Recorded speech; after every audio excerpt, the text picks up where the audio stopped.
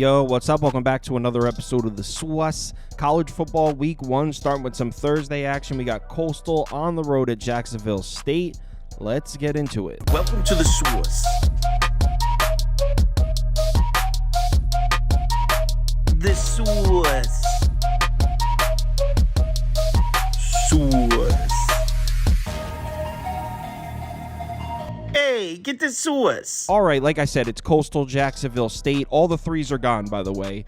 Jacksonville State is now laying 2.5 points at home here. Total sitting at 55.5. Let's take a quick look at the spreadsheet, and according to the model, now keep in mind, we should just throw this model out. This is from last year. I do not incorporate roster changes in college football when the season starts because I don't even know how to calculate that. I don't even know how you would input those kind of figures. But using the model from last year, projected score of this game would be 34.8 to 20.62. So yeah, we're throwing this out. We won't really start utilizing this till week 3 or 4. So let's go ahead and get into this one, and we'll start with the Coastal Carolina offense from last year.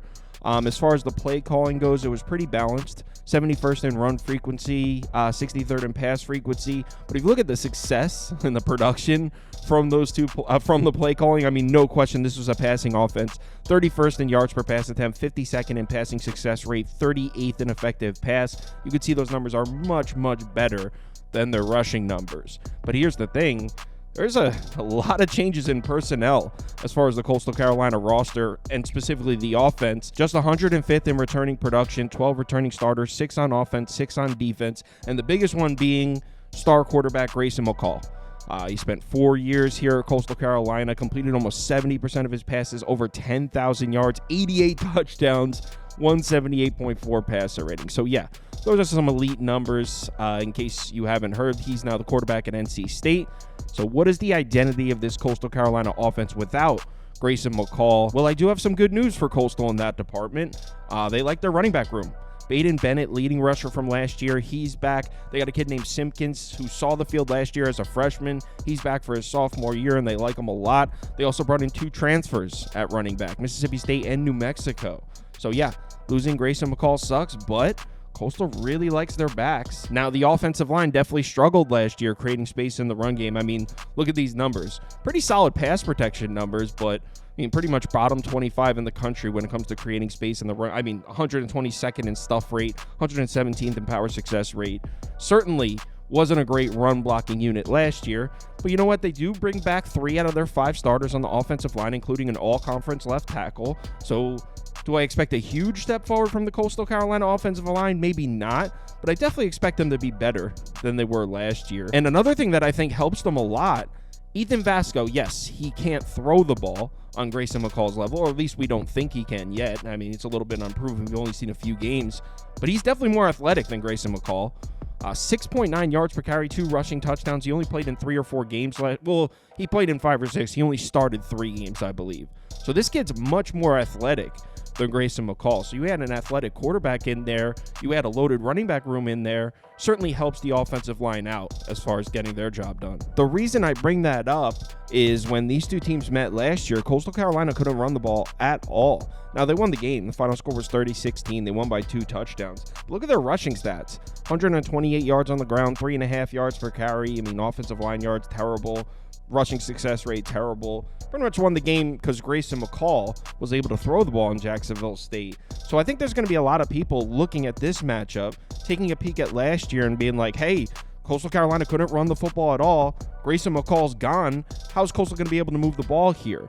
So I feel like it's important to point out that Coastal's rushing attack should definitely be improved here. And also, there's no way Jacksonville State's defense is going to be able to replicate what they did last season. I mean, this is one of the best run defenses in the country. I mean, look at the run defense numbers. 4th in the country in yards per carry allowed, 4th in run defense success rate, 7th in effective rush. That's not in the conference. That's not in Conference USA. That's in the country. Nobody could run the ball in Jacksonville State last year. Look at the metrics from their defensive line last year. They were ranked 25th in the country in run defense rank. For a Conference USA school, that's crazy. They were 4th in defensive line yards, 10th in stuff rate. Nobody was winning the battle up front against the Jacksonville State defensive line. But here's the thing. They lost a lot of production there. Their top 2 defensive linemen are gone. Their top 2 linebackers are gone. 5 of the 6 leading tacklers on the team are gone. And also Zach Alley's gone. defensive coordinator from last year, Zach Alley, he left. He took the Oklahoma job. So they lost a ton of production out of that defensive front. They lost their DC. I think it's crazy to expect Jacksonville State's run defense to replicate that kind of success. I very seriously doubt it happens. So I know if we had this conversation at the end of last season that I thought Coastal Carolina would go on the road into Jacksonville State and be able to run the ball a little bit, I would have sounded crazy. I mean, there's no way. But based on the fact that Coastal's rushing attack should be improved and Jacksonville State's run defense should take a step backwards, I don't think it's crazy. I think Coastal Carolina, now I'm not going to say 5 yards per carry, but I think they should be able to work the run game into the offense. Now, as far as Ethan Vasco throwing the ball on Jacksonville State, I'm a little more iffy about that. Jacksonville State's pass defense wasn't great last year. They were elite against the run. They didn't play a ton of quarterbacks, so their numbers against the pass don't look terrible, but they're not nearly as elite as their numbers against the run. They do return 6 of their top 8 defensive backs. So that's a nice look for them. And Ethan Vasco as a passer, I mean, although he does have some nice looking numbers from the brief action we've seen from him, you can see these are his regular season numbers: 574 yards passing, 4 touchdowns, 1 pick. That's not including the bowl game where he threw 3 touchdowns, no picks. So he actually had 7 touchdowns, 1 interception last season. But still, he's a bit unproven. I mean, I'm not blindly taking this dude to go on the road in Jacksonville State and carve him up through the air.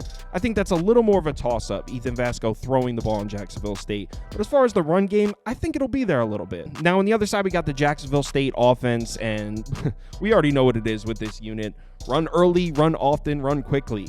4th in the FBS in pace of play. This team likes to move. 5th in run frequency. They like to move fast. They like to run the ball. And they were pretty good at it. Here are their offensive metrics from last year: 25th in yards per carry, 45th in rushing success rate, 38th in effective rush. Passing game wasn't really there. In fact, they were 120th in the country in effective pass. Here's the thing, though. They were kind of struggling to run the ball last year against Coastal. 186 yards on the ground, which for the amount of times they hand the ball off, that's not great. 4.13 yards per carry. The reason I bring this up, Coastal's run defense wasn't even good last year. They were bottom 30, bottom 35 in the country, 92nd in yards per carry allowed, 113th in run defense success rate. Look at the metrics from Coastal's defensive line. I mean, pretty much bottom 30 across the board against the run, and this can only get better. They brought 2 starters back, so they did lose some pieces, but they killed it in the portal. They brought in this kid from Youngstown State that's supposed to be really good. So as far as Coastal Carolina's defensive front against the run, I only expect it to go up. And as far as Jacksonville State's rushing attack this year, their top 2 rushers are gone. Now, one of them's the quarterback, and we'll get to that in a second. And also, their RB2 and RB3 combined for 920 yards, and they're both back. So they're going to have running backs. I'm not saying they're completely crushed, but it's not a great sign that your top 2 rushers from last season are gone. And Zion Webb isn't playing quarterback, like I mentioned. 1,281 yards passing, but 681 yards on the ground. Dude was a great athlete.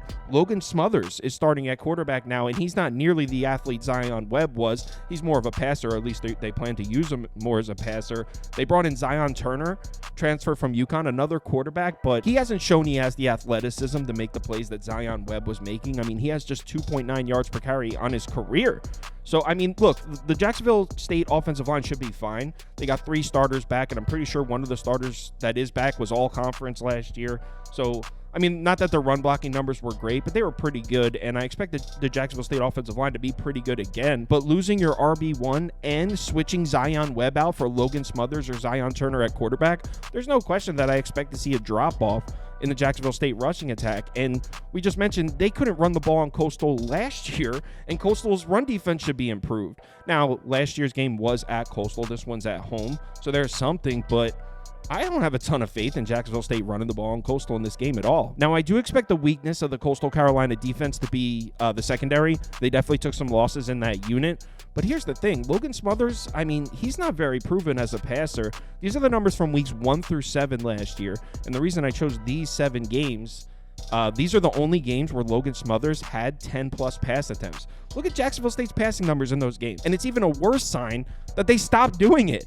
After week 7, there wasn't one game where they gave Logan Smothers 10-plus pass attempts. So I don't know how we can have confidence in Logan Smothers exploiting the potentially weak Coastal Carolina secondary, honestly. So as far as betting this game, I got to go with Coastal here. Now, it is a smaller bet, but I took Coastal on the money line at plus 120. I don't like how I missed out on the 3. Definitely got the worst of the number here, but I think I'm getting the better team, and I think this line should be closer to a pick'em. So I took Coastal money line plus 120. Like I said, not a big bet here. Live shows every single day, 4 p.m. Eastern time on weekdays, 10 a.m. Eastern time on weekends. If you're able to make it, we'd love to see you in the comments. We'll go through every single game as the week progresses. If you'd like to see all the bets that I personally have open or anyone on the staff here has open, head over to KyleKirms.com and click on Open Bets. There's a list there of everything.